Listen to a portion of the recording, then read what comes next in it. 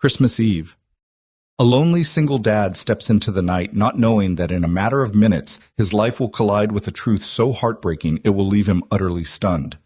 The bitter wind cuts through the empty street, the sky painted in black ice and flickering street lamps. And there by the dumpster he sees her tiny hands rifling through garbage, searching for scraps. A child. Hungry. Desperate. What happens next will change everything for both of them. Follow my story to the end, and don't forget to comment the city you're watching from so I can see just how far this story travels.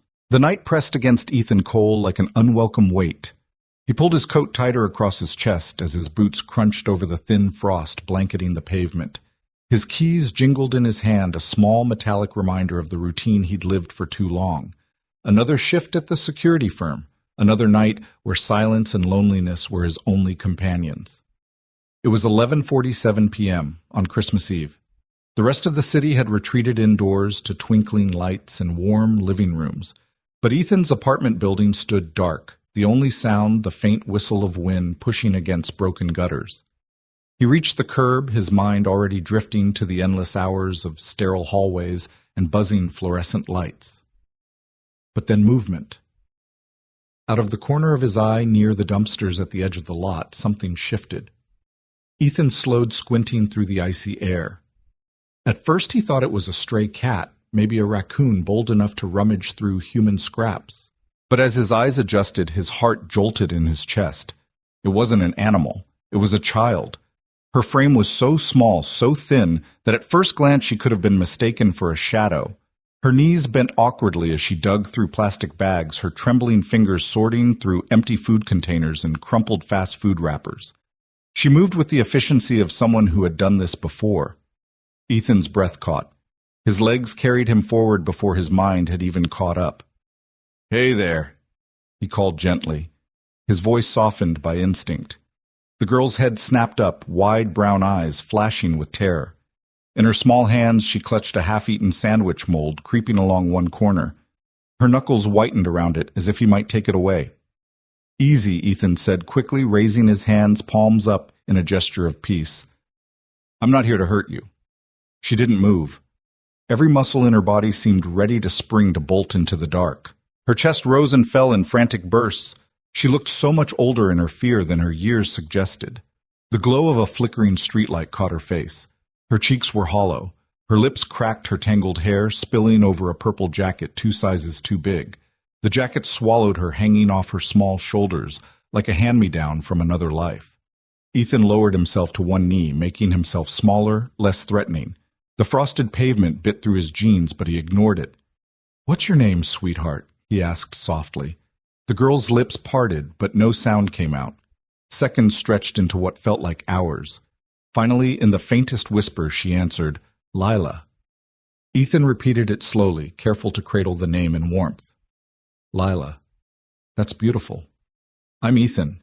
He tried a small smile, one he hadn't felt in years, the kind that cracked through the heaviness sitting on his chest. Lila's eyes flickered uncertain. "Are you looking for something specific?" he asked, though he already knew the answer.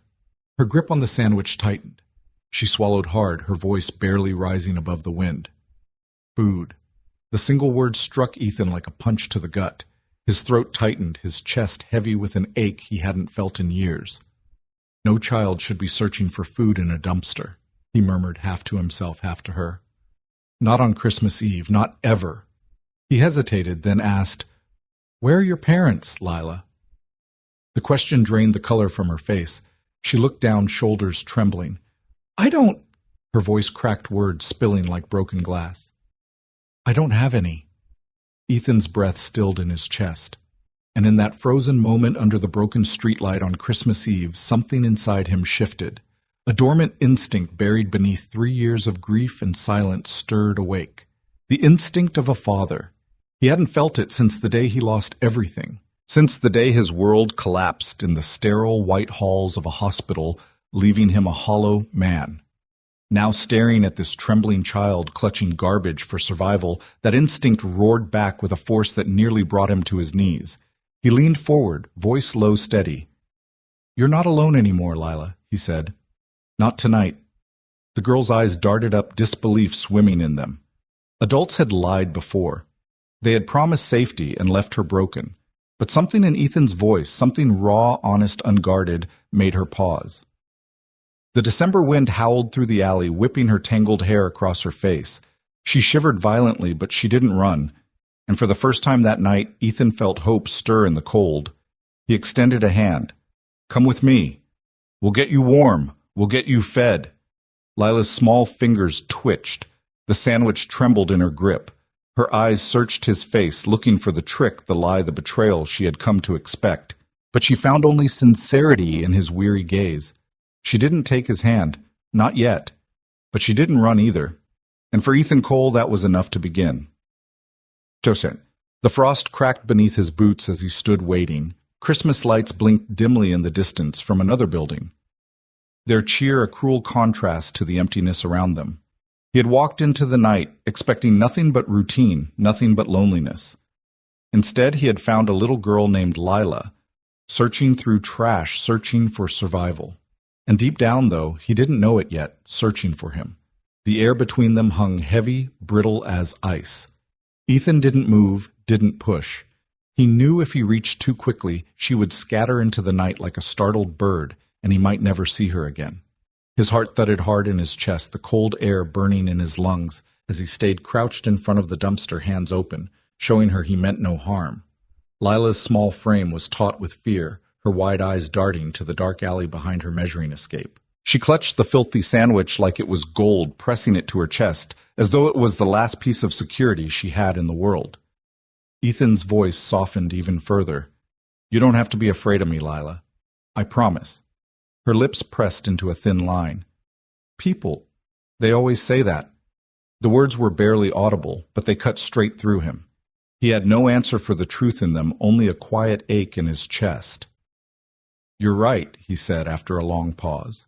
"People say a lot of things, but I'm not here to make promises I can't keep. I just don't want you out here in the cold tonight." Lila blinked, her breath fogging in small bursts.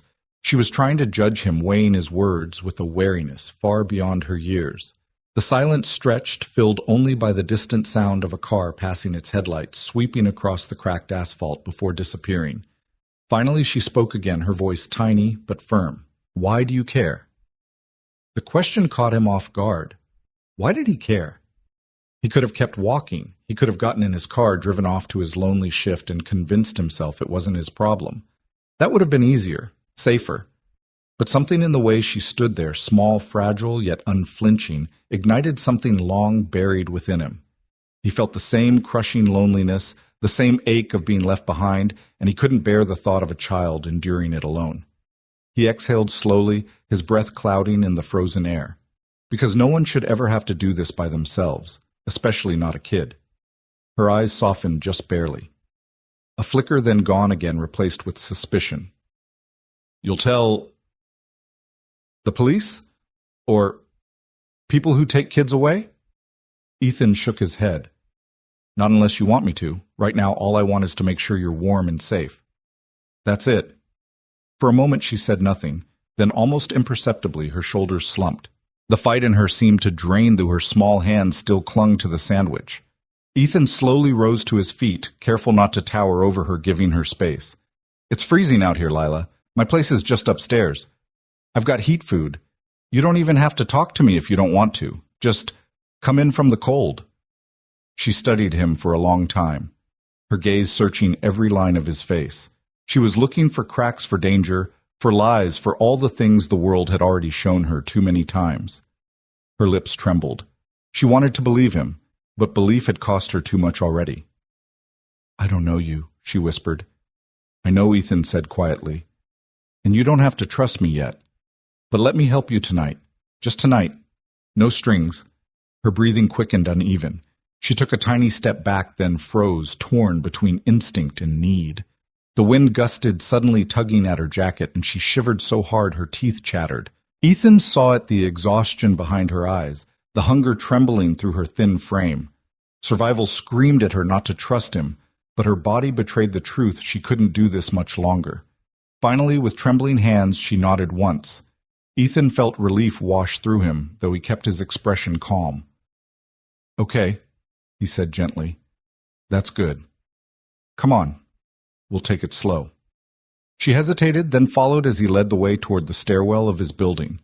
Her small footsteps echoed faintly behind him, each one a fragile step across the invisible bridge of trust she was forcing herself to walk. When they reached the doorway, Ethan pulled out his keys, glancing back at her. She lingered at the threshold, her hand tightening around the moldy sandwich. "You can keep it," he said softly, nodding toward it. "But I've got better food inside." Her eyes darted to him, then back to the hallway, dimly lit by buzzing fluorescent bulbs. Slowly, cautiously, she stepped inside.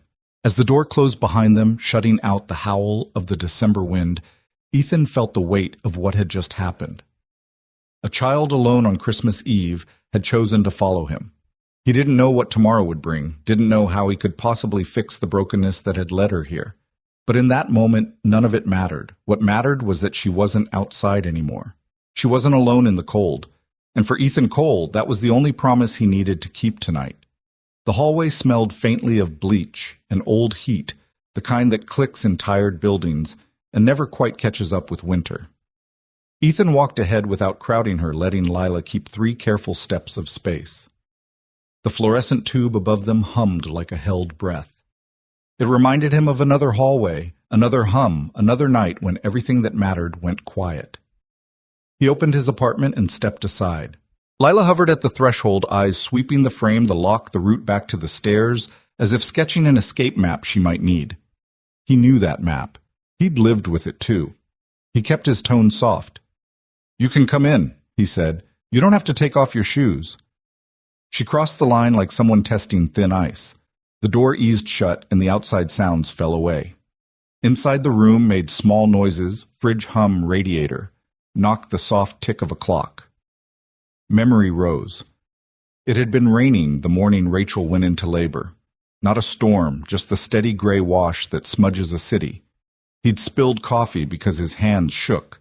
Rachel pressed his cheek and grinned. "It's okay, rookie. We're just having a baby, not diffusing a bomb." He packed the bag, soft socks, a Motown playlist, the strawberry newborn hat her sister mailed. The nursery wore a buttery yellow because Rachel said it would hold light like a bowl. She taped paper stars to the ceiling. "For nights we need to remember the sky," she said. At the hospital, the lights were the same in different color as the one now buzzing above his sink. Nurses moved with practiced kindness. He kissed her forehead and promised foolish promises. Dishes, midnight shifts, a crib he'd rebuild twice. Then the beeps sped up. Words fell like Tool's Deceleration's distress emergency. A nurse guided him out with a hand both firm and kind. "We've got her," she said. The door closed.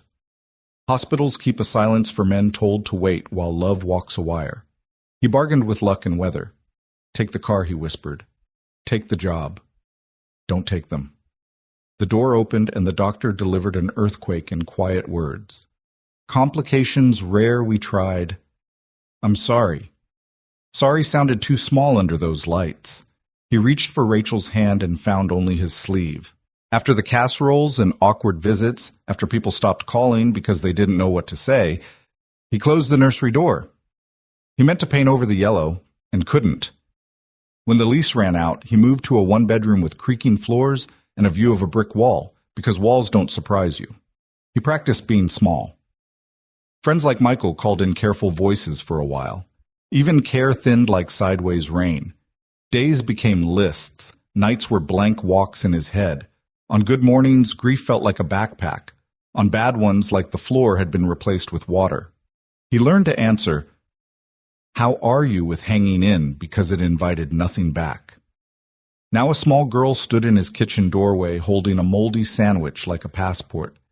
He knew hunger, not just the stomach kind. He knew the posture of someone who didn't expect good to last. "Water?" he asked. Lila nodded, one precise dip, the yes of someone who suspects a price. He slid a glass across the counter slow enough not to startle. She reached with both hands, as if using one might make it disappear. She drank without tilting back, guarding even her throat. The apartment looked different with another breath in it. The gray couch, chosen to be forgettable, now looked like a bad alibi. The plant on the sill leaned toward the streetlight, as if begging for a kinder moon. He saw the absence of photographs, the strict tidiness he'd called practical. He understood it for what it was, a life designed to leave no evidence. Thank you, Lila whispered, voice creaky from disuse. You're welcome. He nodded toward the thing in her hands. You can set it down if you want. There's better food than that. If I put it down, someone might take it. Nobody will take it here. She didn't move. Not Defiance policy. He accepted the rule. Okay, keep it. We'll add to it. Ethan set a folded towel on the table like a placemat for a treaty neither had signed. You can sit. Or stand. Whatever feels better. She perched on the chair's edge, the way you sit on the edge of a world that's thrown you too many times. Do you have anyone I should call? He asked carefully. Anyone worrying about you? Her fingers squeezed the bread. A small shake of her head. Okay, he said again, and the word took on weight. It wasn't built to carry. He turned the stove on gently, set a pot to warm pulled bread from the bag. The scrape of butter across a knife felt ceremonial. If love has 1,000 names, vow ring promise. Maybe another is steam rising for someone who hasn't been warm in too long. A memory surfaced the counseling session Michael arranged. The soft-voiced woman said, "Grief is work. Let it speak without letting it decide." He hadn't gone back. He said he couldn't afford it. Really, he couldn't afford to be witnessed. Now a child sat at his table, and he was witnessed anyway by the outline of his emptiness mirrored in her hunger. He realized with the clarity that follows numbness that he had been waiting, not for Rachel to return or the yellow room to become promise again, waiting for something to ask him to be large. He set an empty plate near her hand. Tomato soup. Okay? I can make grilled cheese. It's not fancy. She glanced at the pot, then at him. Okay. He buttered bread. The pan took heat. The apartment gathered a softer smell. She still hadn't taken off her jacket. He let it be. People set down armor when they decide they can survive the sound it makes. He turned the sandwich and watched butter blister at the edges. I'm Ethan, he said, remembering he'd told her already, but wanting to give the name a second landing. If you want to call me anything else, you can. Her mouth twitched like a thought brushed it. Ethan is fine. Okay. He managed a small smile. Ethan is fine. The questions who, where, how long waited on his tongue. He would ask them gently, but not yet. First warmth. First taste. First proof the night would not swallow them whole. Steam rose from the pot. He poured carefully the soup, a soft red mirror catching kitchen light. He set the bowl on the towel square and slid the plate beside it. The grilled cheese came last, golden and imperfect. He cut it into quarters because quarters look like abundance. Careful. It's hot, he said. She tested with a fingertip, blue. Softly took a bite so small it seemed like practice. Her eyes closed. A tiny crease left her forehead. I can make more, he said, and felt foolish and also right.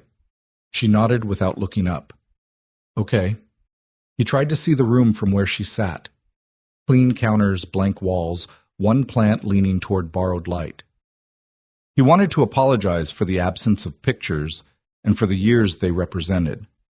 Instead, he let the quiet be a blanket, not a gap. They ate their first small minutes of almost peace. He didn't know about the calls he'd make later, or the forms, or the way a courtroom can feel like Cliff and Bridget once. He only knew that once under humming lights he'd begged for 2 lives and received none. And now, under another hum, a child sat at his table, and there was something he could give. The sandwich hissed at the second flip. Lila watched him not like a rabbit watching a fox, but like a traveler watching a horizon to see if the storm was coming in or clearing out. Almost ready, he said. Her shoulders dropped a fraction like a bird settling one wing. The hallway light clicked off and on outside his door. Somewhere in him a door did the same. He did not step through it yet, but the latch had finally lifted.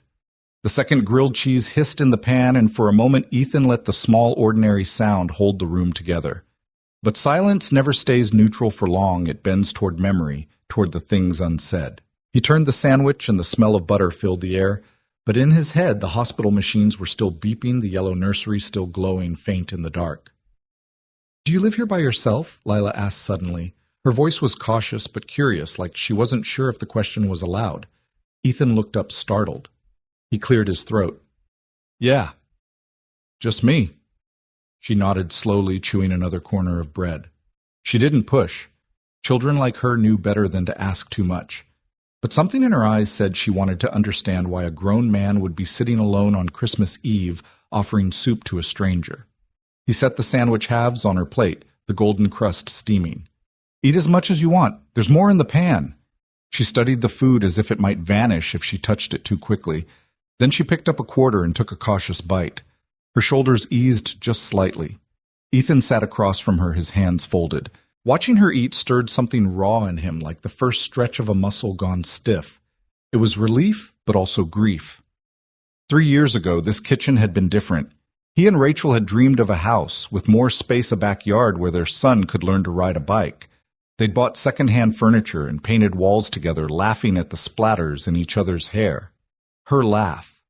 That sound had carried him through night shifts and bills, through worries about whether he'd make a good father. She had always believed in him more than he believed in himself. And then March rained the drive to the hospital, Rachel's hand gripping his, squeezing through contractions. Her whispered jokes, her smile even in pain. He'd thought they had time. He remembered pacing the waiting room phone, buzzing with messages from friends.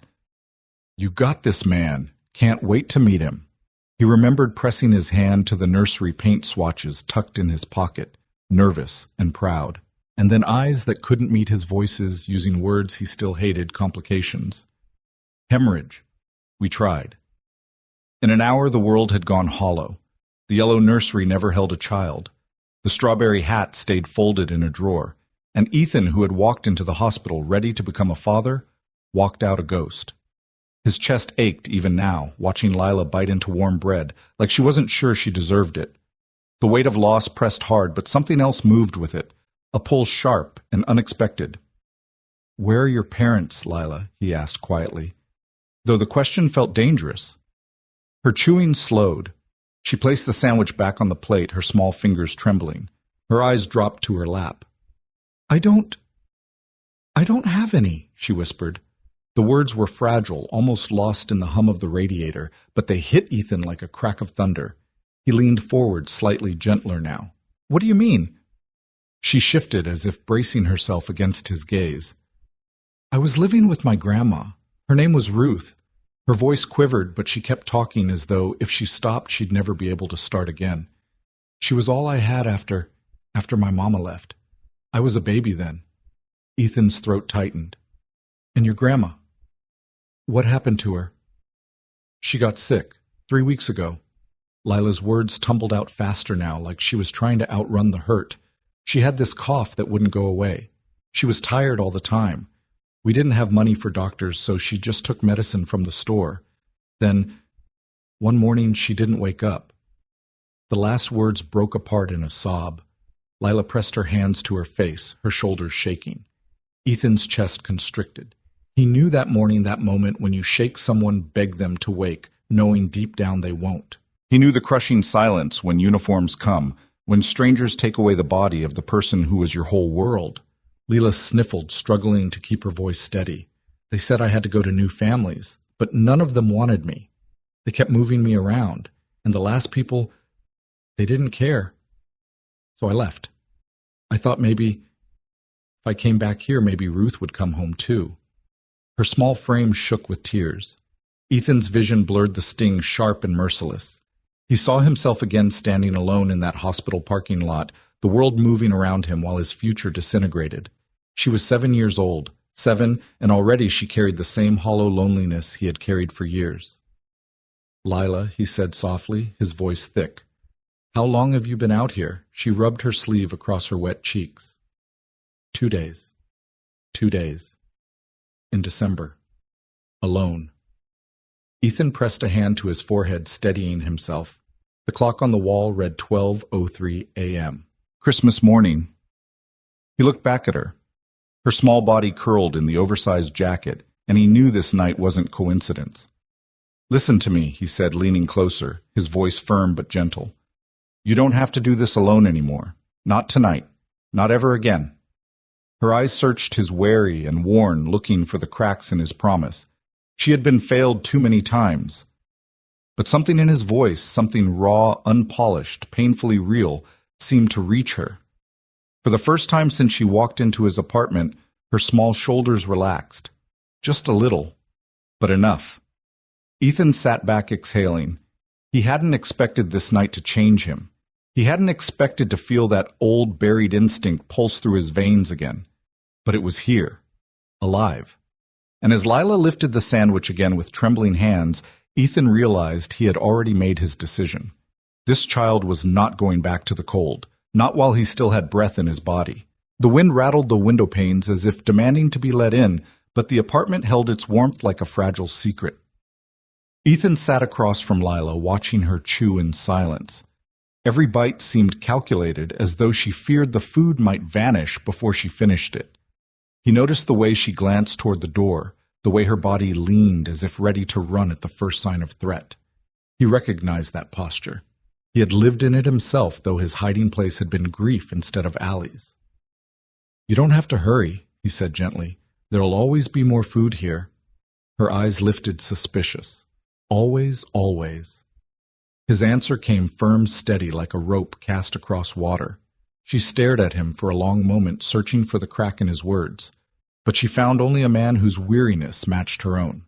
Slowly she took another bite, not rushed this time. When she finished the sandwich and soup, Ethan collected the plates. The clink of ceramic in the sink felt like punctuation. He turned to her, choosing his next words carefully. "Lila, I know you don't trust grown-ups right now. You've got every reason not to, but I need you to hear me. I'm not going anywhere." Her lips pressed together, trembling. That's what they all said.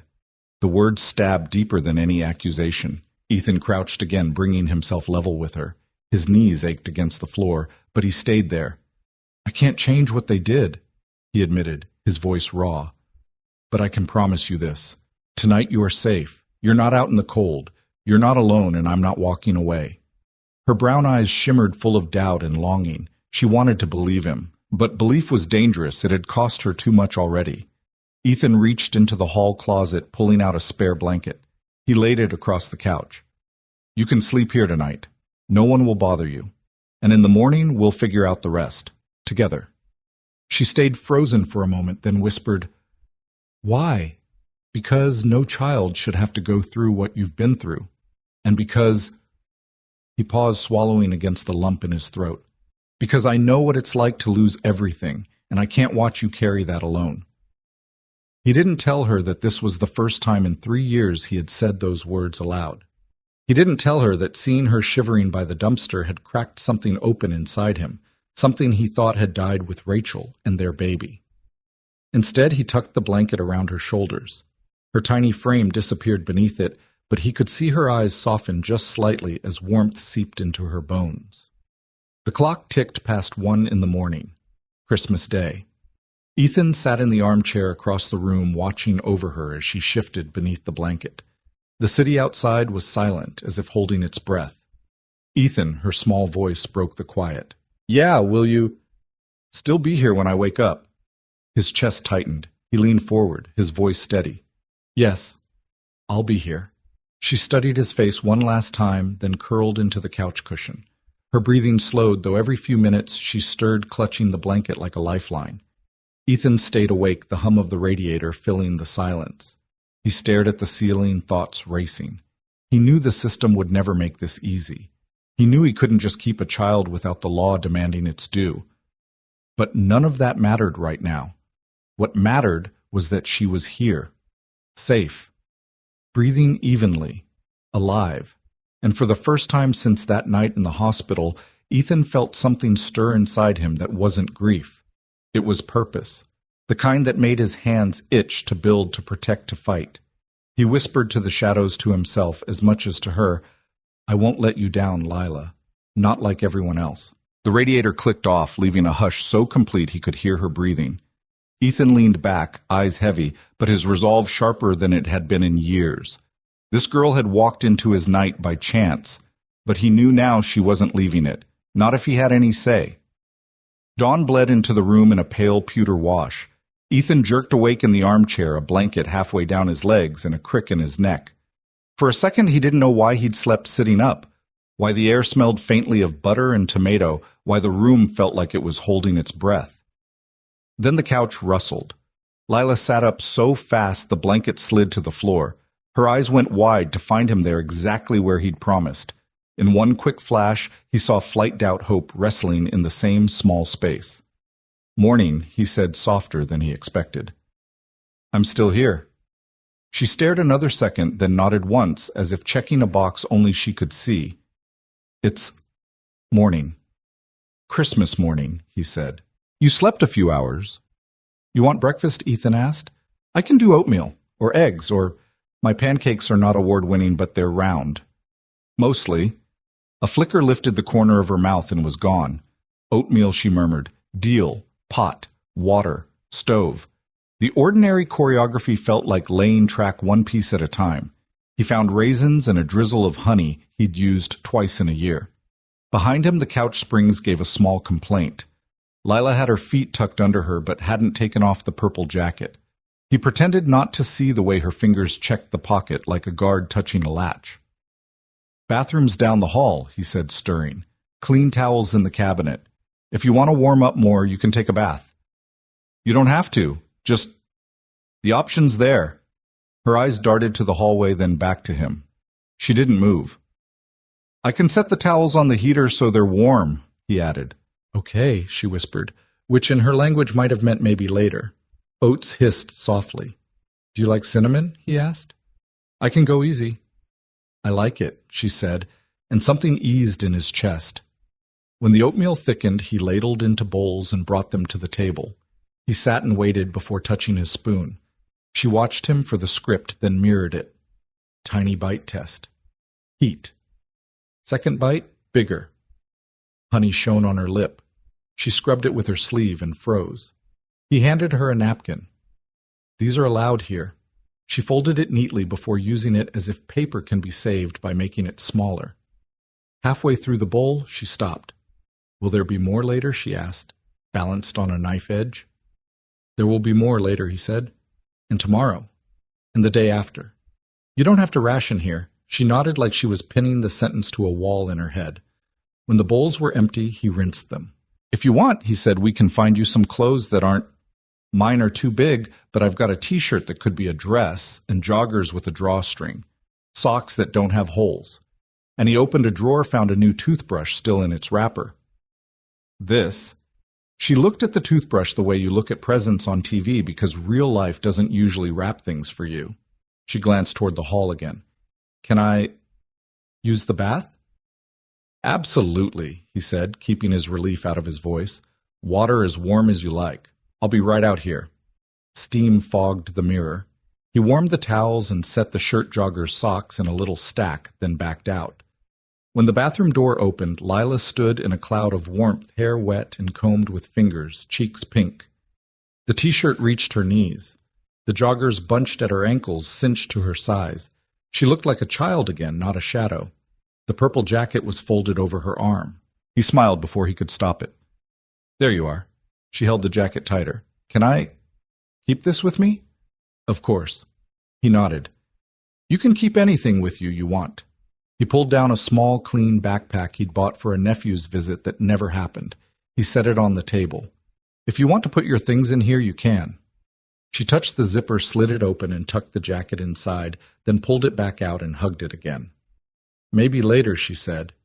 "Maybe later," he agreed. On the end table sat a box of holiday string lights he'd never hung. He plugged them in, and a rope of soft gold pooled across the window, like a promise that didn't require words.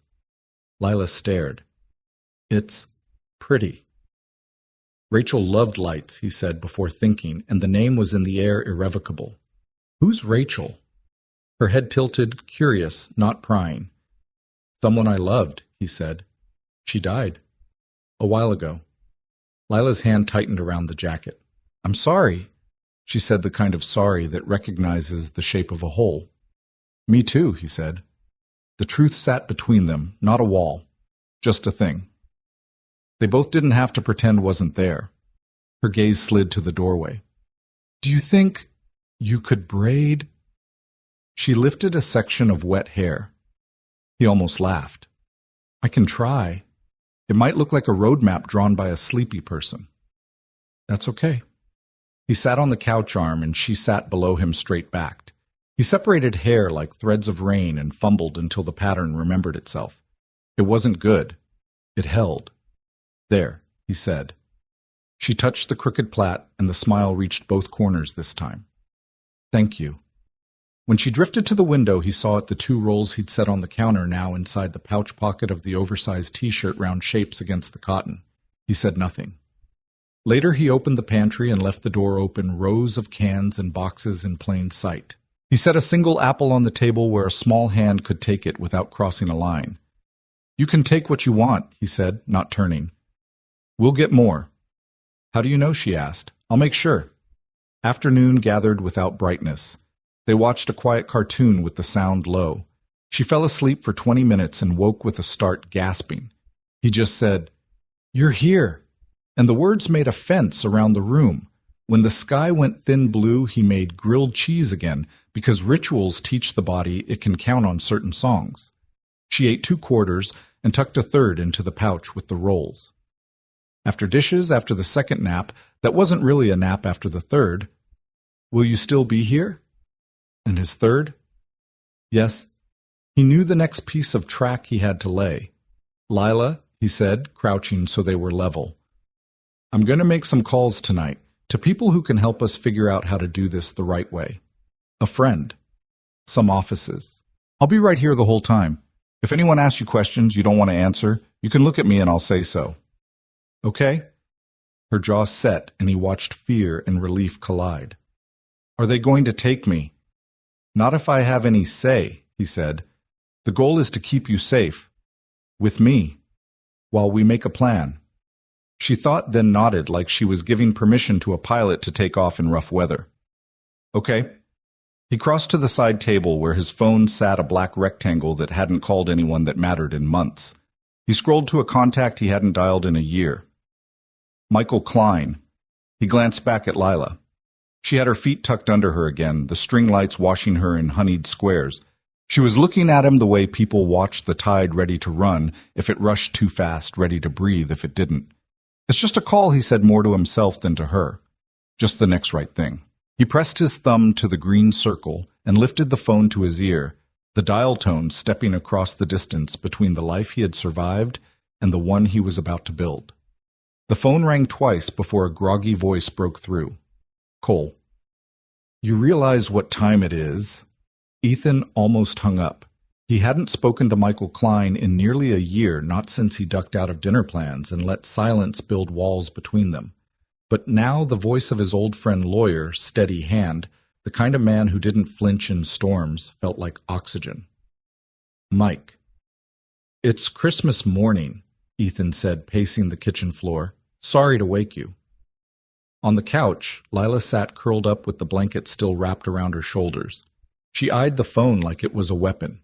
Ethan gave her a small nod as if to say, "It's okay. This is safe." Michael's sigh crackled through the line. "You haven't called in months, and when you do, it's at 2 a.m. "What's wrong?" Ethan pressed his palm to the counter, steadying himself. "I found a girl. Outside." She was digging through the trash. His throat tightened, but he forced the words out. 7 years old, alone, no parents, no one. I couldn't leave her there. There was a pause long enough that Ethan thought the call had dropped. Then Michael's voice, sharper now, lawyer mode, waking up. "She's with you." "Yes, sleeping here tonight. She's safe." He glanced at the couch. Lila's eyes were open, watching. He lowered his voice. "I need to know what I can do. What's legal? What's right?" Michael inhaled audibly. "You realize this isn't simple, Ethan. You can't just keep her. I'm not letting her go back out into the cold, not back to a system that keeps failing her. You know me, I wouldn't call if I wasn't serious." Silence then. "All right, tell me everything." Ethan recounted what little he knew, her grandmother Ruth, the sickness, the foster homes, the way no one wanted her. As he spoke, Lila's small fingers tightened around the edge of the blanket. He met her gaze, softening his tone when he said, "She's been alone. Too long." Michael sighed. "You'll need to contact the Department of Children and Family Services. They'll want to know she's with you. If you hide this, they'll assume the worst. I don't care how complicated it is. I'll do whatever they ask. Background checks, classes, whatever. I can't send her back." His voice cracked on the last word, and Lila looked down quickly, pretending not to notice. Michael's voice softened. Ethan, are you sure you're ready for this? After Rachel? Don't. Ethan cut in sharper than he meant. He pressed a hand to his eyes. Don't bring her into this. This isn't about what I lost. It's about what she's lost. And I won't be another person who walks away. The firmness in his voice silenced the line for a beat. Then Michael said, Okay, if you're serious, I'll help. But be ready for the fight of your life. The system doesn't bend easily, especially for a single guy with no kids. I'm ready. When Ethan ended the call, the apartment felt too quiet again. He turned to see Lila sitting upright, eyes wide. You're still here, she whispered, almost as if she was testing him. Ethan nodded. I told you I wasn't going anywhere. But in the morning, won't they make me leave? He crossed the room, crouching beside her. In the morning, we're going to figure out how to make this work. You are not going back to sleeping in a basement or digging in dumpsters. Not while I'm here. Her small chest rose and fell quickly, her lips trembling. Then before he could react, she leaned forward and wrapped her thin arms around his neck. Ethan froze, then returned the embrace careful, as if she might break. But the truth was, it was him who felt fragile, cracking open after years of stone silence. You don't have to thank me, he murmured into her hair. We're just getting started. Later, when Lila drifted back into sleep, Ethan sat in the armchair again, staring out the window at the faint orange glow rising over rooftops. Snow flurries whispered against the glass, tiny sparks of white in the dark. For the first time since that hospital night, he felt alive. Not healed, not whole, but alive with purpose, with fire. He whispered to the empty room, to the morning that was just beginning. This time, I'm not losing her. The next morning crept in quietly, the gray light of winter filtering through thin curtains. Ethan hadn't really slept. He'd spent the hours half watching Lila breathe, half listening to the radiator knock like a stubborn heartbeat. When she stirred at last, stretching beneath the blanket, her eyes flickered open with a wild kind of alertness, like someone used to waking in places that weren't safe. But then she saw him still in the chair, head bowed, shoulders heavy, and her body eased. He was still there. The promise held. Morning, he said, his voice hoarse from exhaustion. She nodded, sitting up slowly, rubbing her eyes. You didn't leave. I told you I wouldn't. A silence stretched between them. He didn't push it. She needed silence more than words. Sometimes he could already see that. After oatmeal and toast, simple warm filling, Ethan stood by the sink, turning over Michael's words in his head. Contact DCFS. Don't hide her. Do it the right way. His chest tightened. He had no idea what right even looked like anymore. Still, he knew he had to try. The first call to the department went straight to voicemail. The second sent him through a labyrinth of options. Lila sat on the couch, knees drawn up, watching him with hawk-like precision, as if the wrong word into that receiver might send her world collapsing again. When he finally reached a human voice, Ethan explained the girl the dumpster the night the story she'd told him. He spoke carefully, leaving out nothing but the raw ache in his chest. The voice on the other end sounded clinical, efficient. Sir, we appreciate you contacting us. In situations like this, we typically arrange temporary foster placement until further evaluation. She's been bounced around enough, Ethan said firmly. His eyes cut to Lila, her arms wrapped around her jacket like armor. She needs stability, not another stop. There was a pause. Do you intend to apply for guardianship? Yes. The word came out before he could second guess. His voice carried weight he hadn't felt in years. I want to keep her safe, as long as it takes. They rattled off requirements, background checks, home visits, parenting classes, therapy sessions. It sounded endless, designed to test every inch of his resolve. And yet as he hung up, Ethan felt only clarity. So be it. If this is what it takes, I'll do it all. When he set the phone down, Lila's voice broke the quiet. Are they going to take me away? He turned, meeting her gaze head on. Not if I can help it. You stay here with me while we figure this out. That's what I promised. Her chin trembled. They said that before. People said I could stay. And then I had to go. Ethan crossed the room, crouching until their eyes were level. Lila, I'm not like them. I won't disappear. Even if the system tries to move you, I'll fight to be wherever you are. You hear me, I won't walk away. For the first time, her eyes softened. Not completely, but enough to let a thread of trust slip through the cracks. That afternoon, Ethan started the first of the paperwork, his handwriting awkward on lines demanding things he hadn't thought about in years, references medical history, employment stability. The pen felt heavy, but he pressed on. Meanwhile, life in the apartment began to stretch into rhythm. He showed her how to make grilled cheese properly, buttering the bread all the way to the edges. She laughed a short, startled laugh when the sandwich squeaked against the pan. He didn't realize until then how much he'd missed the sound of a child's laughter. But healing wasn't a straight line. That night he found her awake at 2 a.m., crouched by the pantry, stuffing crackers into her pockets. Her eyes flashed with panic when he caught her. Hey, he said quickly, kneeling beside her. It's okay, you don't have to hide it. Tears brimmed spilling before she could stop them. What if it's gone tomorrow? What if you change your mind? Ethan's heart cracked. He placed the box back gently on the shelf, then pulled out another and handed it to her. Keep it in your room.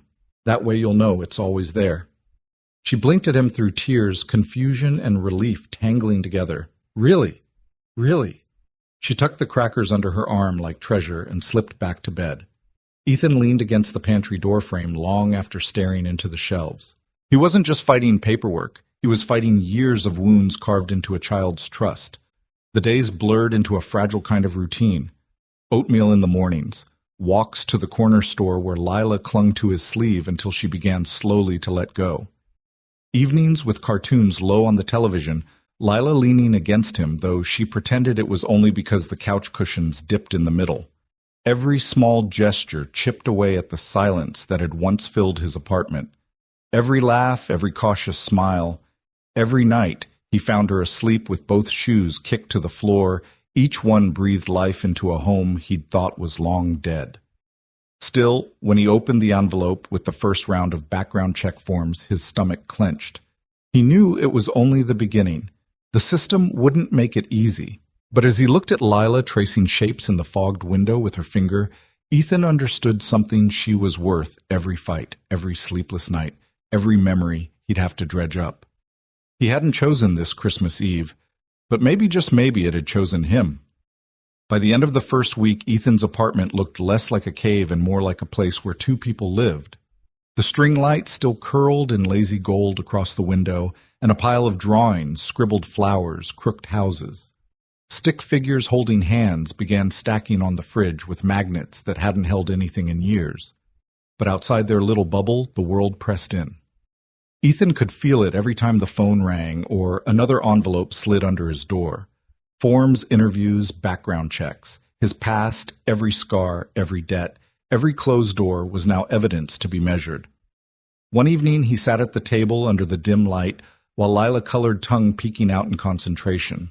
Across the page a crayon sun blazed yellow, and beneath it a small figure with wild hair stood next to a taller one with tired eyes. Both were smiling. Ethan's chest tightened. He had no idea when she'd started drawing him, but there he was, standing in her fragile world of paper and wax, chosen without his permission. The knock came then, sharp official. Lila flinched, the crayon breaking in half under her grip.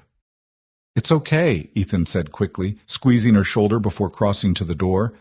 On the other side stood a woman in a dark coat, clipboard tucked beneath her arm. Her eyes swept him with the quick practiced judgment of someone trained to read lives at a glance. Mr. Cole. I'm Ms. Ramirez. Social service. Ethan stepped aside. Come in. Her gaze moved across the room like a searchlight, the tidy counters, the couch with its folded blanket, the little girl frozen in her chair, Lila's shoulders hunched, eyes darting for escape routes. Hello, Lila, Ms. Ramirez said in a tone too practiced to sound real. How are you?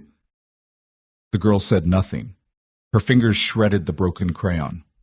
Ethan's instinct bristled. He crouched beside her. It's okay. You don't have to answer if you don't want to. Ms. Ramirez's brow twitched, but she wrote something on her clipboard. Mr. Cole. I'll need to ask you some questions about your background, employment, living situation. Of course. He sat back down, answering everything steadily: his job at the security company, his income, his schedule. When she asked about family, his throat caught. He forced the words out. "I don't have any left." Her pen scratched the page. "And your history with loss, your wife and child." The words landed like stones. Ethan's jaw tightened. Lila looked up suddenly, alarm flashing in her eyes at the mention of death. He wanted to shut the subject down, to bury it like he always had, but this was part of the fight. He forced himself to speak. "Yes, 3 years ago. Complications during childbirth." The air thickened. Lila's hand crept across the table, brushing against his arm. It was quick, almost accidental, but he felt it. Her silent protest, her way of saying, "Don't let them see you break. I've been through loss." Ethan continued, his voice steadier now. "And I know what it does to a person, but I also know what it means to keep showing up. I'm not leaving her." Ms. Ramirez wrote more notes, her face unreadable. "We'll be in touch," she said, standing. Her heels clicked across the floor. "This process takes time. Nothing will be decided overnight." When the door closed, silence flooded back in. Ethan leaned against it, eyes shut. He'd expected resistance, but the cold weight of official judgment was heavier than he'd imagined. Lila's voice pulled him back. "Are they going to take me?" He opened his eyes. She sat stiff in the chair, arms wrapped around herself. The drawing crumpled in her hands. Ethan crossed the room and knelt in front of her. "I don't know how this will go, but I do know this. I'm going to fight with everything I've got to keep you safe." She studied him, searching for the weakness she'd seen in so many others. Finally, she whispered, "You mean it. I mean it." Her little body sagged, the fight draining just enough for her to lean into him. He wrapped his arms around her. Feeling the truth settle deep in his bones. He wasn't just filling out paperwork. He was undoing years of betrayal, proving every single day that he was different. That night, after Lila finally fell asleep, clutching the blanket to her chest, Ethan sat at the table alone, staring at the stack of forms. His pen hovered above the paper. He thought of Rachel's voice. "We're just having a baby, not defusing a bomb." He thought of the nursery, the strawberry hat, the door he'd closed and locked forever. And then he thought of Lila, her trembling hands, her cautious smile, her whispered, "You didn't leave." Ethan pressed the pen to the page and began to write. The fight was only beginning, but for the first time in years he wasn't afraid of the battle. He was afraid of losing her, and that fear was enough to drive him through every obstacle ahead. The weeks that followed blurred into a relentless rhythm of signatures, interviews, and waiting rooms. Ethan had never known paper could weigh so much. Every form asked him to prove his worth with dates, references, medical records, proof that he was more than the hollowed-out man he had been. He filled them all out at the kitchen table while Lila colored beside him, her crayons rolling between stacks of documents. Sometimes he caught her watching him as he wrote. Not suspicious this time, more like she was waiting to see if he'd push the papers aside, if he'd give up. Each time when he kept going, her shoulders loosened a little more. One Tuesday evening, they sat across from a therapist assigned by the court. Dr. Richards had kind eyes framed by glasses perched on the tip of her nose. She asked Ethan questions in a voice that could cut through defenses without ever raising in volume. "How are you managing grief while taking on the responsibility of a child?" Ethan swallowed hard. "Grief doesn't go away. It just changes its shape. But I know what it feels like to lose everything. That's why I can't let her feel that again. Not if I can help it." Beside him, Lila's small hand reached for his. She didn't speak, but her fingers twined with his in a grip that said more than any words could. At night, the healing wasn't linear. Some evenings, she would laugh at a silly story he told about high school, or try to braid his hair while he read. Other nights, she woke screaming, her voice raw, reliving the morning she couldn't wake her grandmother. Ethan would rush in, sit on the floor beside her bed, and hold her hand until her breathing slowed. "You're safe, Lila," he whispered each time. "I'm right here." One night, after her third nightmare in a week, she looked at him with wide, wet eyes. "What if you don't wake up one morning, like Ruth?" The question pierced him. He took a long breath, choosing honesty without cruelty. "I can't promise I'll live forever, but I can promise this: I'm not going anywhere on purpose. I will fight for every day with you. You matter too much." She nodded slowly, clinging tighter. It wasn't the kind of answer that erased fear, but it was enough to help her drift back to sleep. On brighter days, there were breakthroughs. One Saturday, they made pancakes together. Batter ended up on the counter on her shirt, even on the floor. Ethan pretended outrage at the mess, and Lila laughed a real laugh, sharp and bright, the sound filling every corner of the apartment. It was the first time he had heard her laugh like that, unguarded. Ethan leaned against the counter, stunned by how much joy could live in a sound he'd almost forgotten existed. Later, she brought home a math quiz with a bright red A+ scrawled across the top. She pressed it into his hand, her eyes searching his face for approval. "Are you kidding?" he said, sweeping her up in a clumsy hug. "This is amazing, I'm framing it." She giggled, wriggling free. "You don't have a frame." "I'll buy one," he said. And he meant it. Still, the shadow of the system hovered. Ms. Ramirez returned for follow-ups, her clipboard always ready, her eyes sharp. She asked questions that made Lila shrink in her chair. Questions about where she'd slept, what she'd eaten before. Ethan answered firmly, sometimes too firmly. After each visit, when the door closed, he would find Lila watching him, waiting for cracks. And each time he crouched beside her and said the same words, "You're staying with me. We're a team." One evening after dinner, she surprised him. She climbed into his lap, small and tentative, and whispered, "Can I call you Dad?" The word nearly undid him.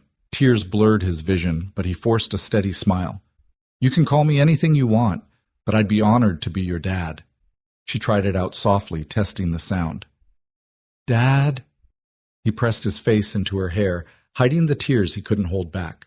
For the first time in years, the word felt like a gift instead of a wound. Days later, Ethan found himself in another waiting room, this time for a parenting class the court required.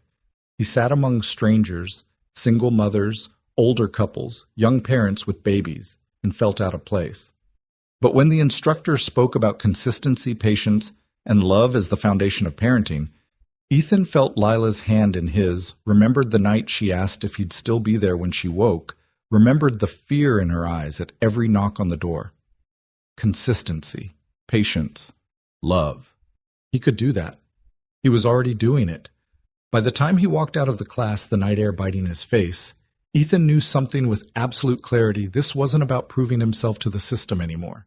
It was about proving to Lila over and over that she was worth choosing, and he was ready to keep proving it for as long as it took. The letter arrived on a Tuesday, the paper thin as skin and twice as cold.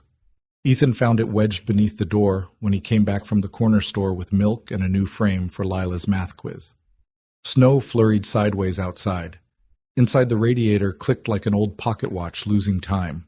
He opened the envelope carefully so the tearing wouldn't sound like something breaking. Lila watched from the table, a pencil hovering over her spelling list. He read the first paragraph and felt the floor tilt. "Proposed placement," he murmured. The words had the taste of metal. Lila's chair scraped. "What does that mean?" He kept his voice even. "It means the department is considering moving you to a licensed foster home while they sort things." The pencil slid from her fingers. She went very still, the stillness of someone bracing for a wave with nowhere to go. He set the letter down so she could see it was only paper. "It's a proposal, not a decision. Michael can file for an emergency hearing. We'll fight this." "You said I could stay," she whispered.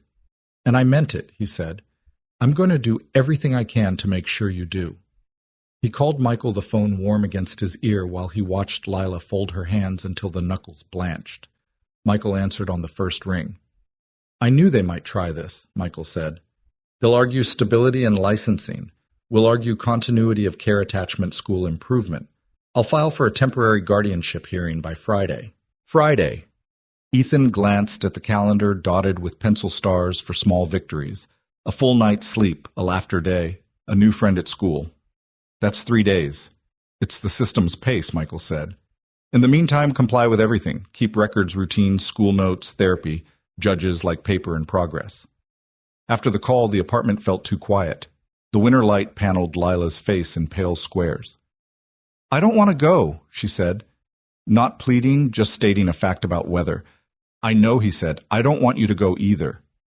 She picked up the pencil and wrote the word "stay" on the corner of her spelling list, then shaded each letter until it turned into a dark brick. That night he packed a folder with proof of a life being built, the A+ quiz. A note from her teacher, participating more, smiling, the parenting class certificate he'd tucked into a drawer, receipts for groceries with apple milk oatmeal circled. He added the photo he'd printed of the lopsided pancakes and their grins, the first picture he'd allowed into the apartment in years. Paper. In progress. Sleep thinned and snapped. Lila woke twice, breathing fast, her hands clawing at the blanket. He sat on the edge of the couch and counted her breaths with her until they slowed. At 4 a.m., he brewed coffee and rehearsed sentences. Continuity of care is in the child's best interest. Emergency guardianship is warranted due to established attachment. He could almost hear Rachel teasing him. "Look at you, counselor." He smiled, and the smile ached. The next morning he walked Lila to school, the wind slicing seams. She held his sleeve to the door, then paused. "You'll be here after." "I'll be here," he said. She stood on tiptoe and pressed a quick, awkward kiss to his cheek, as if testing whether affection would make him vanish. He didn't. She went inside. By 9, Miss Ramirez was in his living room again, clipboard like a shield. "You received the notice," she said. "I did." Ethan replied calm because anything else would feed the wrong story. "For what it's worth," she said, eyes scanning the tidy counters, "I can see she's improving. But policy is policy. We have to consider licensed placements first." "Consider away," he said. "Meanwhile, I intend to be here when the considering is done." Something unreadable flickered across her face. "I'll note your cooperation," she said. "And your consistency." After she left, he called Dr. Richards. She picked up on the second ring. "I heard," she said. "News travels fast when a child is a file." "Will you write a letter," he asked, "about attachment and regression risk if she's moved?" "I will," she said. "And I'll be at the hearing if they'll have me." At 3, he stood outside the school, breath fogging like thought bubbles. Children spilled out in bright coats. Lila searched the crowd with eyes that leapt like startled deer. When she saw him, her shoulders dropped like tide. She ran the last few steps and stopped short, as if remembering the rules she'd set for her heart. "Still here," he said. "Still here," she echoed, slipping her hand into his like it had always been waiting there. They celebrated with hot cocoa that came out too sweet. She drew another picture, 2 people, a square window, little gold dots for lights. He slid it into the folder. Thursday brought a cold so sharp it made steel ring. Michael texted, "Hearing confirmed 10:15 Friday. Juvenile courtroom C." The words sat on the screen like coordinates to a cliff. That evening, as Ethan chopped carrots on a too small cutting board, Lila hovered near the stove. "If I have to go," she said, eyes on the pot. "Can I take the string lights?" He set the knife down. "Lila, I know," she rushed. "You're going to fight. But if I have to go, can I take them?" He swallowed. "If it comes to that, you can take anything you want." He touched a strand of hair that had escaped her braid. "But I'm fighting, so you don't have to pack anything." She nodded, accepting both realities the way only children and soldiers do. Friday morning, the courthouse rose from the sidewalk like a stack of gray decisions. Inside it smelled like old paper and winter coats. Michael met them by the metal detector tie, straight eyes, kind.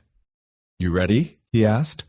Ethan looked down at Lila in her purple dress, the one he'd found at the thrift store, and ironed twice until it laid like a promise. She gripped the backpack strap with white knuckles. He squeezed her hand. "We're ready."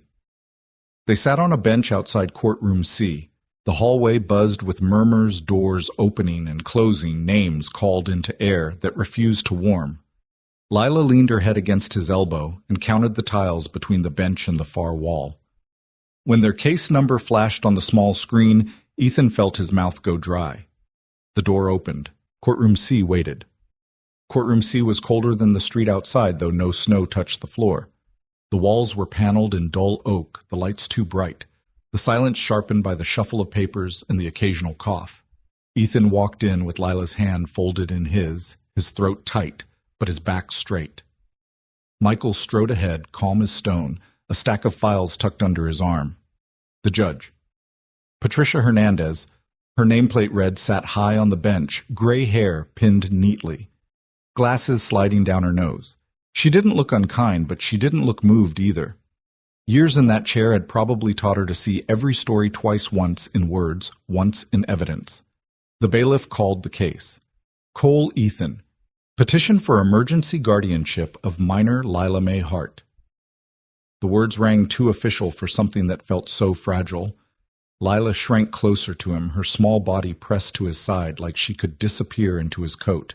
Ethan bent slightly, whispering, "We've got this. I'm right here." Michael began presenting documents, explaining the situation, his voice even but firm. He spoke of continuity of the child's best interest, of the stability Ethan had already given. He handed over letters from teachers noting improvement in Lila's schoolwork, from Dr. Richards highlighting attachment progress from neighbors who'd seen the girl laughing on the stoop where once she'd hidden. The state's representative countered cool and clinical. While Mr. Cole's efforts are commendable, licensed foster care exists to provide children with trained families, vetted households, and monitored environments. He is a single man with no prior parenting experience. His recent history of grief raises concerns regarding emotional stability. The words slid like knives under Ethan's ribs. Grief always dragged into the light like a crime. He stared at the polished floor, feeling Lila's hand tighten in his. The judge's eyes flicked toward him.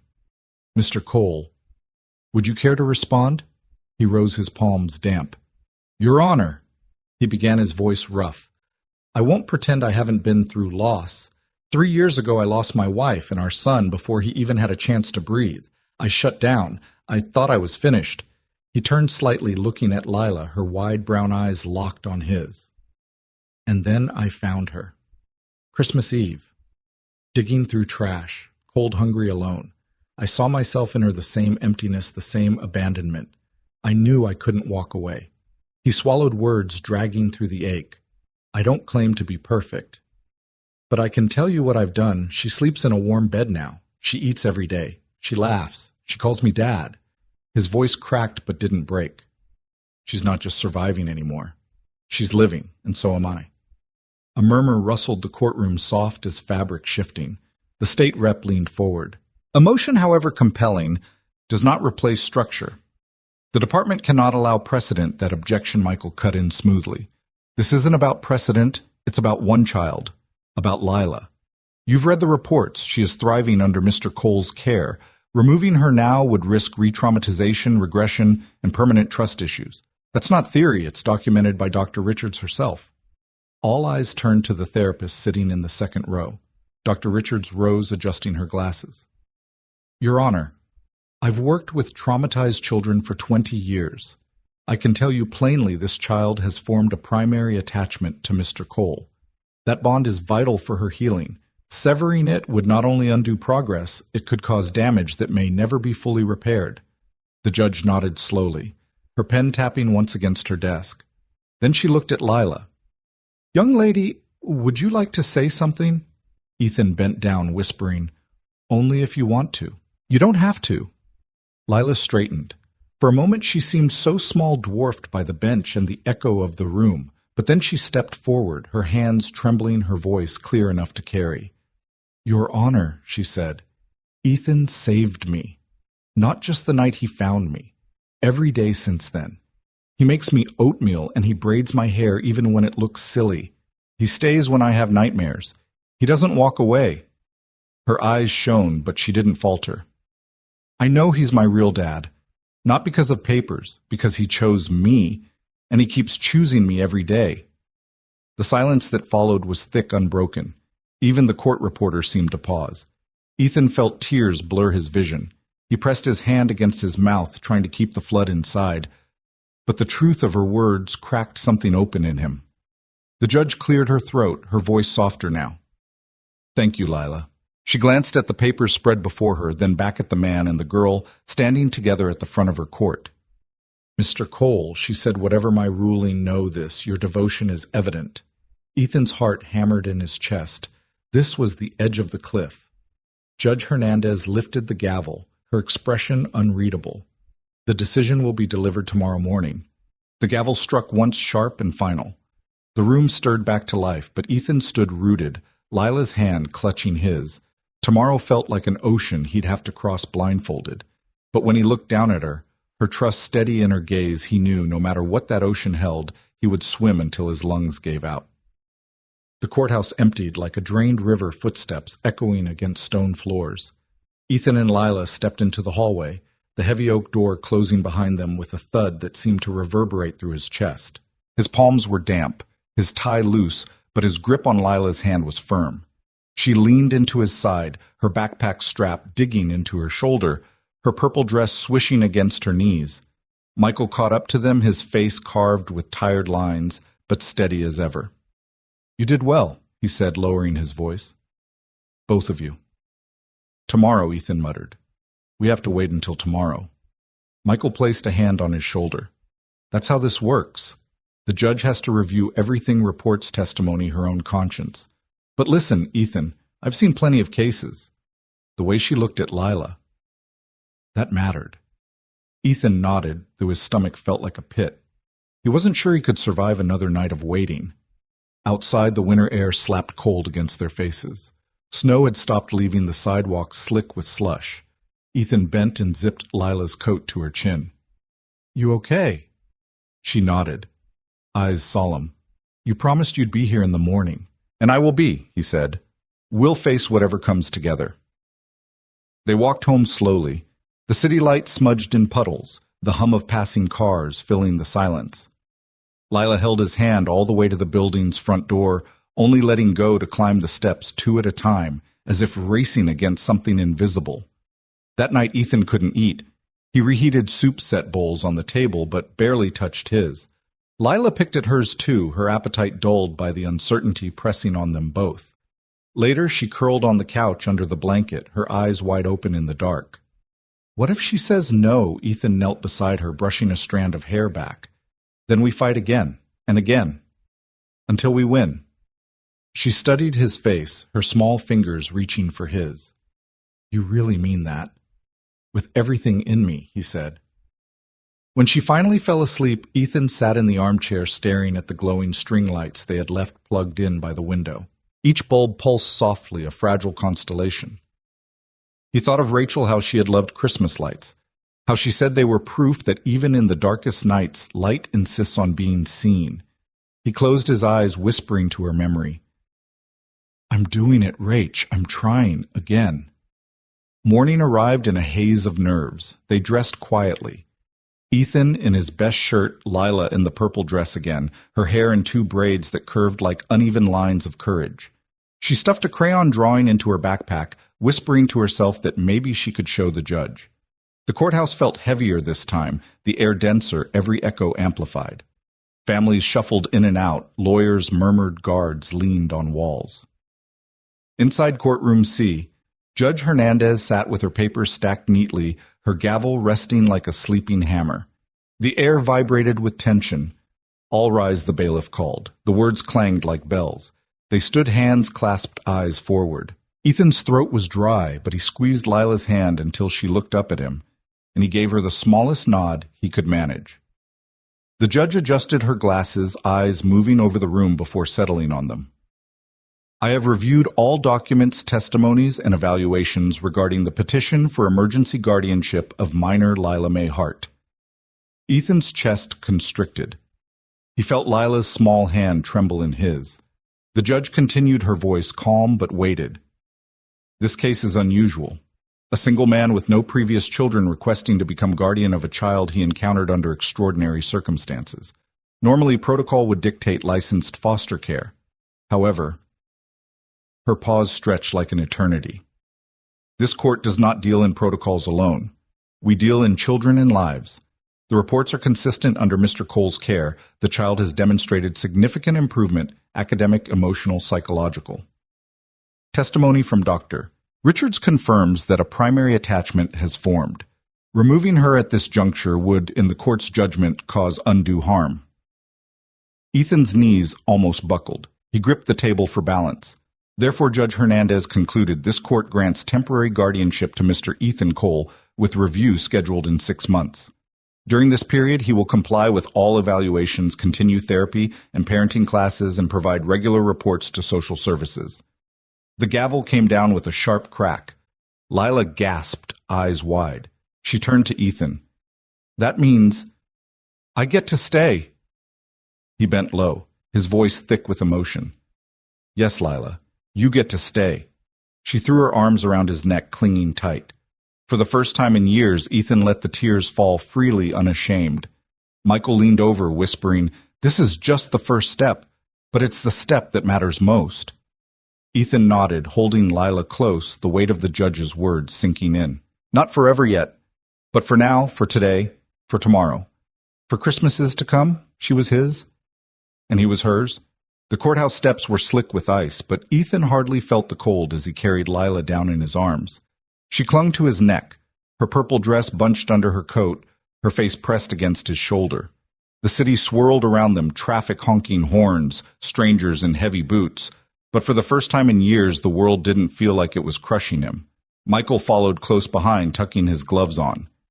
Temporary guardianship isn't forever, he reminded gently, though even his steady lawyer's tone cracked at the edges.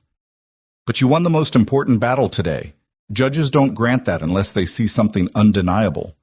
Ethan nodded, his voice rough. She saw us. They reached the sidewalk and Ethan set Lila down carefully. She slipped her hand into his without hesitation this time, like she'd been waiting all along to make that choice. Can we go home now? She asked, her eyes wide, hopeful. Home, Ethan echoed. The word filled his chest in a way it hadn't since the nursery walls were painted yellow. Yeah. Let's go home. Dut. The weeks that followed moved like thawing ice, slow, hesitant, but forward. Social workers still visited, jotting notes on clipboards, peering into cupboards, counting toothbrushes. Dr. Richards came weekly, sitting cross-legged on the floor with Lila as she drew pictures of houses with two figures holding hands. Teachers reported steady progress, better focus, louder, laughter. But more powerful than any report were the moments Ethan witnessed at home. The night Lila fell asleep with her head in his lap during a movie, breathing steady, untroubled. The morning she left a note on the fridge written in wobbly letters, Don't forget breakfast, Dad. The afternoon she handed him a braided bracelet made of purple yarn, saying shyly, So you don't forget me when you're at work.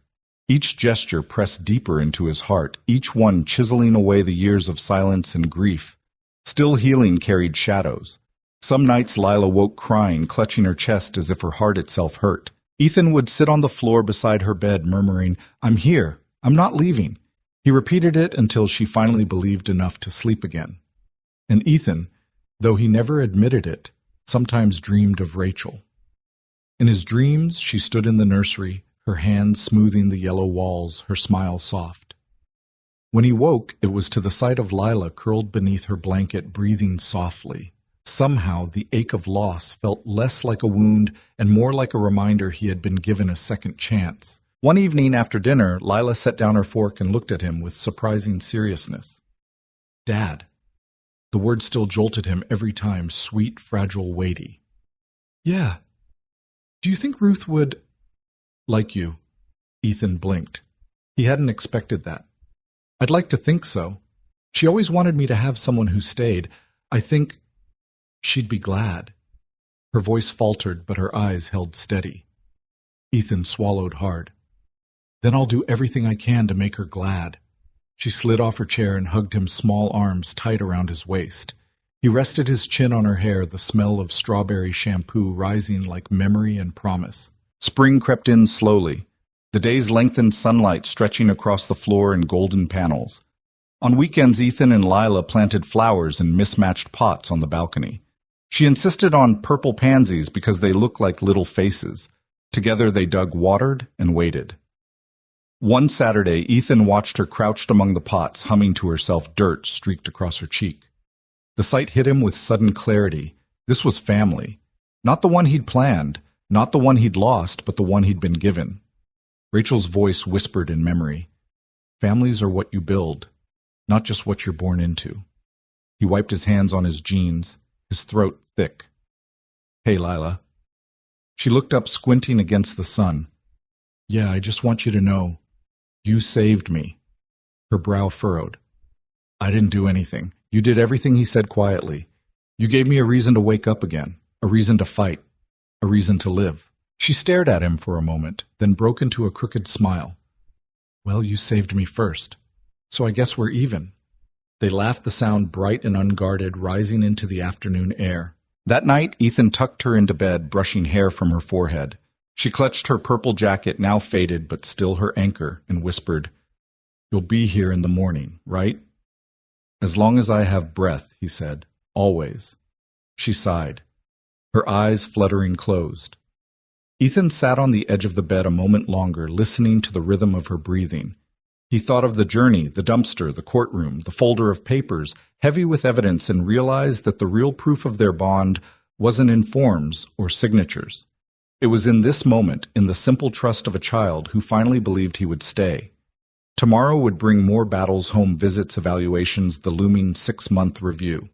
But tonight, in the quiet glow of the string lights she'd insisted on hanging in her room, Ethan allowed himself to believe in something he hadn't in years. A future. Not perfect, not easy, but theirs. Summer sunlight slanted through the blinds, painting the floor in wide stripes. 6 months had passed since that cold Christmas Eve when Ethan found Lila at the dumpster. 6 months of mornings and nights of school lunches packed with careful notes of bedtime routines, stitched together with lullabies he made up on the spot. 6 months of proving to the system and to himself that he could be a father. The 6-month review loomed like a storm cloud. Papers, reports, evaluations, all collected, stamped, judged. Yet, as Ethan watched Lila chase bubbles across the small patch of grass outside their building, her laugh ringing like wind chimes, he knew what no paper could prove: they were already family. Inside, a new picture hung on the fridge. 2 figures holding hands beneath a house with crooked curtains. Above it, in careful block letters, she had written, Me plus Dad equal home. He touched the drawing every morning before leaving for work. Courtroom C again. This time the air felt heavier, charged with anticipation. Judge Hernandez sat at her bench, flanked by files stacked high. Michael whispered final reminders. Answer directly. Keep calm. Let them see consistency. The state representative spoke first. While Mr. Cole has demonstrated care for the child, concerns remain. He is a single man with limited support networks. Guardianship is not to be granted lightly. Ethan's jaw tightened, but he kept his gaze steady. Lila sat beside him, her small hand folded in his. Michael rose. Your Honor, the department's own reports note academic improvement, emotional stability, and consistent care. This isn't a case of a temporary rescuer. This is a father choosing his child every day. We ask the court to recognize what already exists: a family. Judge Hernandez turned to Ethan. Mr. Cole, do you have anything to add? Ethan stood heart-pounding. Your Honor, I don't have the perfect resume. I can't offer 2 parents a big house or years of experience. But what I can offer is this: I will never leave her. She will never wonder if she matters. I lost my family once. I know the cost. I won't let her pay it again. His voice trembled, but his words did not. Then the judge looked to Lila. Lila, would you like to say something? The little girl stood smoothing the skirt of her purple dress. She clutched a piece of folded paper, unfolded it with trembling hands, and began to read. Your Honor, she said, her voice small but strong. I used to think nobody wanted me. I thought I'd always have to move from house to house. But then Ethan found me. He gave me food. He gave me warmth. He gave me love. He stayed. And he keeps staying. Her eyes lifted, shining. He's my dad. Please let me stay his daughter. A hush blanketed the room. Even the court reporter paused, her fingers hovering over the keys. Judge Hernandez's expression softened, the gavel heavy in her hand. She looked from the child to the man, then down at the files, then back again. In my 15 years on this bench, she said, I've seen too many cases where children are treated like files instead of lives. This is not one of them. Mr. Cole, you may lack a conventional family structure, but what I see here is something far more vital: commitment, love, and trust. She lifted the gavel. Therefore, I hereby grant full and permanent adoption. Ethan Cole, you are now the legal father of Lila Hart, who from this day forward will be known as Lila Cole. The gavel struck, echoing like thunder through the chamber. Lila's gasp filled the silence. Did she say forever? Ethan knelt, tears streaming openly. Forever, sweetheart. She threw her arms around his neck, and in that embrace 3 years of grief melted into something fierce and alive. Michael grinned, clapping Ethan's shoulder. Congratulations, Dad. The word landed like a crown, heavy and beautiful. That evening, they celebrated with Chinese takeout in paper cartons, sitting cross-legged on the living room floor. Lila presented him with a crayon drawing she'd made in secret. 2 figures stood in front of a house with yellow curtains under a banner that read, My Family Forever. Ethan taped it to the fridge beside the others, his throat too tight for words. He knelt in front of her, his hand steady on her cheek. You gave me back my life, Lila, he whispered, and I'll spend every day making sure you know how loved you are. She leaned against him, eyes closing, her voice soft but certain. Thanks for not walking away. Ethan kissed the top of her head, the string lights glowing gold above them. For the first time in years, the world felt whole. Autumn swept into the city with crisp winds and trees burning amber at their edges. For Ethan and Lila, the season carried a new weight, not the heaviness of uncertainty, but the grounding of permanence. No more temporary, no more waiting for the next shoe to drop. She was his daughter now in every way the law and the heart could define. The rhythm of their lives settled into something steady, something ordinary. And it was in that ordinariness that Ethan found himself healing. Mornings began with cereal bowls and hurried braids, Lila insisting she could do them better than Dad. Afternoons brought homework sprawled across the kitchen table, Ethan learning 4th grade math all over again, groaning dramatically when she corrected him. Evenings meant string lights twinkling against windows, stories read aloud, and laughter bouncing off the walls. It wasn't grand, it wasn't picture perfect, but it was theirs.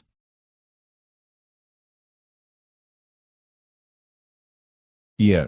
One Saturday, Ethan took Lila to the park. The air smelled faintly of wood smoke. Children's laughter rang from the swings, and golden leaves skittered across the ground. Push me higher, she called from the swing, her hair flying behind her like a banner. Any higher, and you'll end up in the next county, he teased, giving her another push. She laughed loud and free, and the sound carved something open in him. For years, laughter had been a ghost in his home. Now it was his anchor. When she hopped off the swing landing with both feet planted, she grinned up at him. See? Stuck the landing. You're braver than I ever was, he said, ruffling her hair. You had to be brave too, she replied. You found me. Her words sank deep, almost too heavy to carry. He crouched down, looking her in the eyes. Finding you was the bravest and best thing I've ever done. She smiled a little shy and slipped her hand into his. But healing is never linear. That night Lila woke crying, the sound raw and jagged. Ethan rushed into her room to find her sitting up, clutching her jacket to her chest. They'll take me again, she sobbed. Someone's going to take me away. Ethan sat beside her, pulling her close until her shaking quieted. No one's taking you, Lila. Not now, not ever. You are mine forever. The judge said it. The papers say it. But most of all, I say it. She sniffled, burying her face in his chest. Promise on everything I've got, he whispered. It took a long time, but eventually her breathing slowed, her body relaxing against him. Ethan stayed until she fell asleep, then sat in the chair by her bed, watching the glow of string lights twinkle across her hair. The fear was still there, lingering in shadows, but it no longer had the power to win. Weeks later, Dr. Richards invited Ethan into her office alone after a session with Lila. Her voice was calm but firm. You've done more than provide shelter and food, she said. You've given her trust. That's something the system rarely repairs. She believes you'll stay. That belief will shape the rest of her life. Ethan nodded, swallowing the tightness in his throat. She gave me the same thing. I didn't realize how badly I needed to be trusted again, or to trust myself. Dr. Richards smiled knowingly. Sometimes we don't rescue them. Sometimes they rescue us. Thanksgiving arrived with the smell of turkey and cinnamon drifting from every window in the building. Ethan wasn't much of a cook, but he tried anyway, nearly burning the rolls and laughing when Lila declared the mashed potatoes too lumpy, but still edible. After dinner, they sat on the couch, plates of pie balanced on their laps. Lila leaned against him, her voice soft. Dad? Yeah, I'm thankful you found me. The words cracked him wide open. He kissed the top of her head, tears pressing at his eyes. I'm thankful you let me. Later that night, after she was asleep, Ethan stood in the quiet kitchen gazing at the fridge. The drawings, the notes, the adoption certificate pinned with a magnet. It was a mosaic of proof. Proof of love, proof of belonging, proof of a family, made not by blood, but by choice. He touched the paper that read, My family forever, and whispered into the stillness. We're going to be okay, Rachel. She's ours now. For the first time since that rainy March years ago, the memory didn't hollow him out. It steadied him. He turned off the light, letting the glow of the string lights carry the room. Upstairs, his daughter slept safe and certain she would not wake to loss. And Ethan Cole, once a broken man, stood whole again, not because the world had spared him, but because love had found him when he least expected it. December rolled in again, crisp and sharp, as though the year had come full circle. Snow dusted the sidewalks, frosting rooftops and muffling the hum of the city. For Ethan, each swirl of white against the night air was a reminder. 12 months ago, he had been walking out into the cold, convinced Christmas Eve would be just another night of silence. Instead, he had found Lila. Or maybe she had found him. The apartment was no longer bare. Drawings lined the fridge, potted plants crowded the windowsill, and a small Christmas tree glittered in the corner strung with ornaments they'd picked out together from a thrift store bin. Lila had insisted on a crooked star at the top, laughing when it leaned sideways. It's okay, she said, because we're a little crooked too, but we still shine. Ethan smiled every time he looked at it. On Christmas Eve, they baked cookies, though the kitchen looked more like a flower storm had swept through. Lila wore one of his old shirts as an apron sleeves rolled to her elbows, her hands dusted white. Careful, Ethan said as she shoveled dough onto a tray. Careful is boring, she countered, grinning. He laughed, shaking his head, feeling the weight of grief melt into something lighter. For the first time in years, the holiday didn't ache, it glowed. When the cookies cooled, Lila brought 2 plates to the couch and set them carefully. Tradition, she declared. Cookies and hot cocoa on Christmas Eve. New tradition, Ethan corrected, taking a bite. Our tradition. Her eyes flickered to him, warm, certain. Ours. Later that night, as the snow thickened outside, Lila padded into the living room holding her purple jacket. It was faded now, frayed at the sleeves, but she still kept it close. Can I tell you something? She asked quietly. Of course. She sat beside him, the jacket bunched in her lap. When Ruth died, I thought no one would ever want me again. I thought I'd just disappear. Her voice wavered, but she pressed on. But you didn't let me. You saw me. Ethan's chest tightened. He pulled her close, his arm wrapping around her shoulders. I'll never stop seeing you, Lila. Not for a single day. She leaned against him, whispering, That's the best Christmas gift. He kissed the top of her head. You're mine, kiddo. Forever. At midnight, as the city fell silent under snow, Ethan watched Lila sleep curled beneath her blanket, her face soft and peaceful. He thought of the man he had been a year ago, lonely, broken, convinced his story was over. But fate or grace, or maybe just a moment of courage, had brought him here. To her. To family. He whispered into the stillness, Thank you. He wasn't sure if he was speaking to Rachel, to Ruth, to God, or to the night itself, maybe to all of them. The lights on the tree blinked steadily, a heartbeat in the dark, and Ethan knew, as certain as he knew the weight of his daughter's hand in his, that the coldest night of his life had given him the warmest gift he could ever receive. Snow fell in thick, lazy spirals outside the window. The world softened under a white blanket. Inside, the apartment glowed warm with string lights and the faint scent of cinnamon lingering from cookies baked the day before. Ethan stood at the stove, stirring oatmeal, listening to the faint hum of holiday music playing from the old radio on the counter. Behind him, Lila padded out of her room hair mussed, wearing the oversized T-shirt she loved as pajamas. She rubbed her eyes, then smiled when she saw him. Morning, Dad. The word still struck Ethan every time, like a bell rung deep in his chest. He turned, grinning. Morning, kiddo. Hungry always, she said, plopping onto a chair at the table. He set the steaming bowl in front of her, topping it with honey. She leaned over, inhaling with exaggerated delight. Best chef ever. Ethan chuckled, sitting across from her. Don't let Gordon Ramsay hear you say that. She laughed, spoon clinking against the bowl, and the sound filled the room with something more powerful than any music. After breakfast, Lila tugged on her jacket, the same purple one she had clutched the night he found her.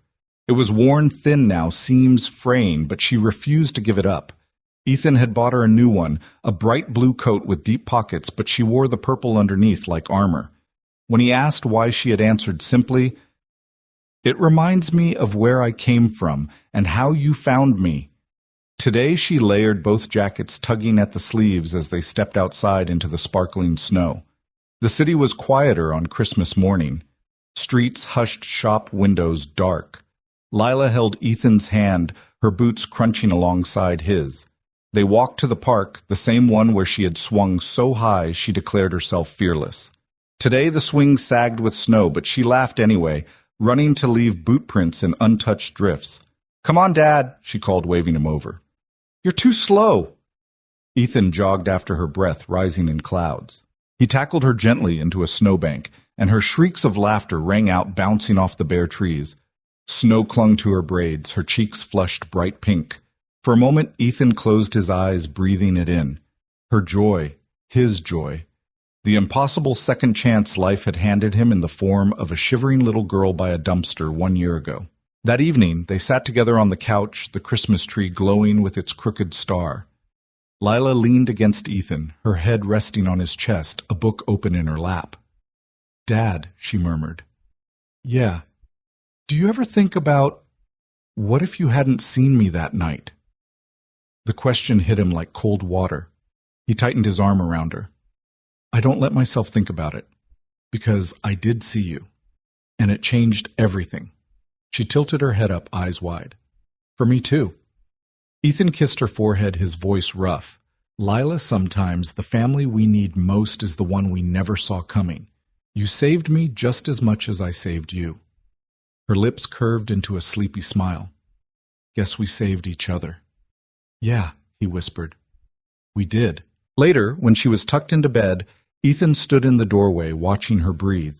The string light she insisted on keeping up all year bathed the room in soft gold.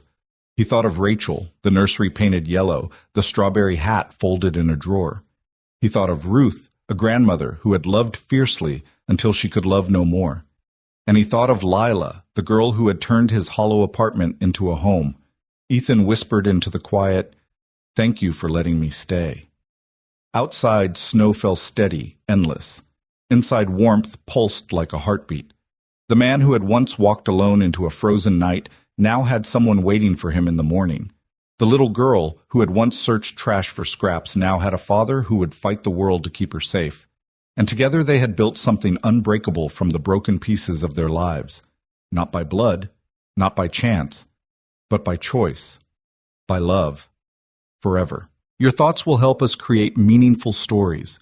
And if you want to hear more powerful healing stories like this, don't forget to subscribe to the channel, click the bell icon so you don't miss any new episodes. And most importantly, share this video with people who need a little hope today. Thank you so much for your time. We hear you, we listen to you, and we are honored to tell these stories for you.